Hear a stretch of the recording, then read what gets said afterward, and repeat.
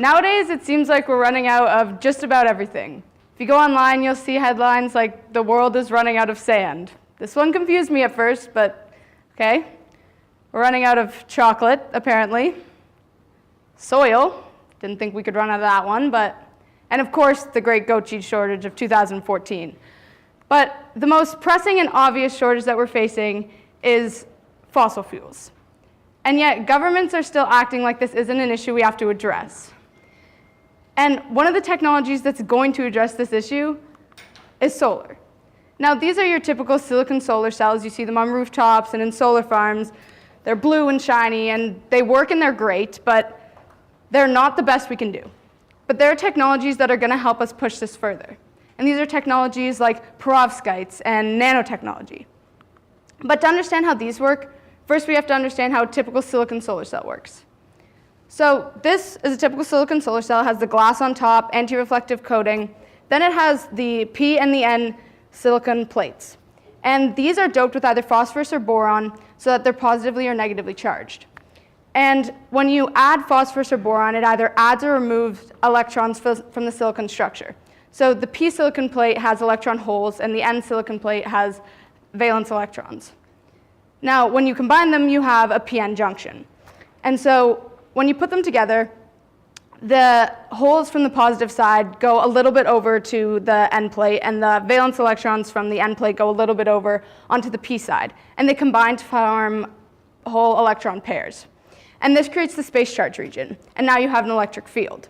Now, they don't go all the way in, and this is important because it creates somewhat of a boundary so that not all the holes in the electrons can run freely through the p-n junction.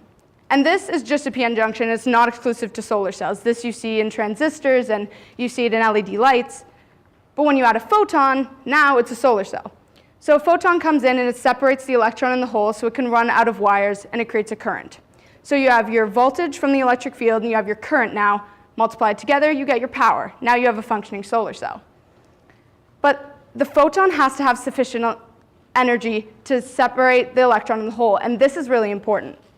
So the electron has to get from the valence band to the conduction band. And this gap here, that's called the band gap.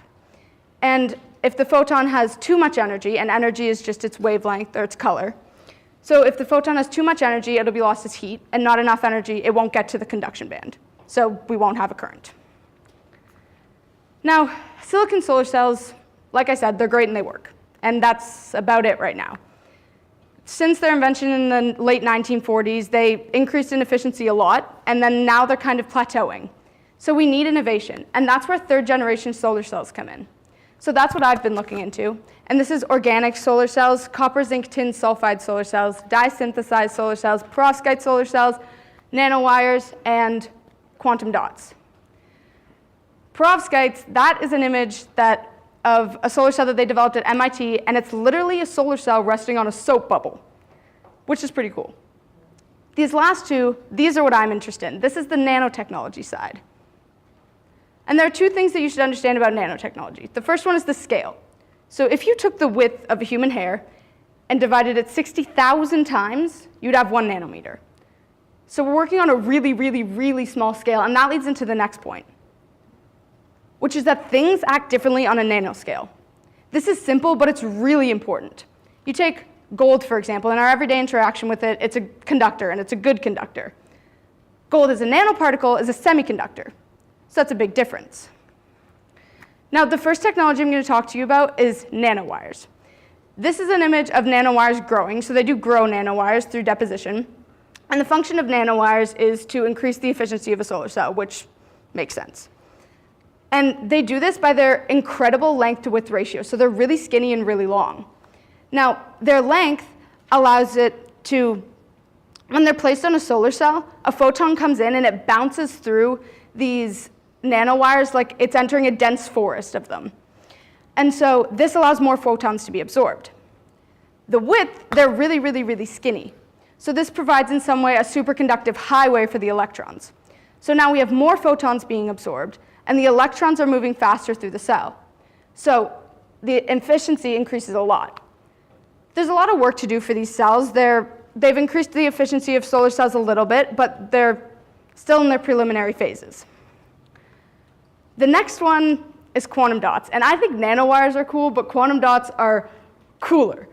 So quantum dots have the capability to turn every single window into a solar panel. Like, take a corporate building, for example, and turn every window into a solar panel. Now, the windows are powering the building. So quantum dots are just tiny nanocrystalline structures, and they can be as small as 50 atoms across. And so these, obviously, the dots you see aren't the quantum dots, because you can't see quantum dots. Those are just electrodes. But on this, there would be a ton of teeny tiny little solar cells. Now, there are two things about quantum dots that make them really amazing. And the first is that you can change their function, you can change their band gap, by changing their size. And that's literally just adding or removing a handful of atoms. So right now, you have a set band gap for your silicon solar cell, and it absorbs a certain spectrum of light. But for example, at U of T, they just made one where there are several layers of these quantum dots, and so it can absorb a whole new spectrum of light, which is huge for efficiency. The second is their ratio of photon in to electron out. In your typical silicon solar cell, it's 1-to-1, 1 photon in, 1 electron out. In quantum dots, it can be up to 1-to-7. 1 photon in, 7 electrons out. This is huge for the efficiency of these cells. Like, it makes a huge difference. Now, these, again, they have a lot of work to do. Recently, MIT developed one that's 9% efficiency, which is pretty good, given your typical solar cell works under 20. But their theoretical efficiency is 60%, which is a lot higher than your typical silicon solar cell.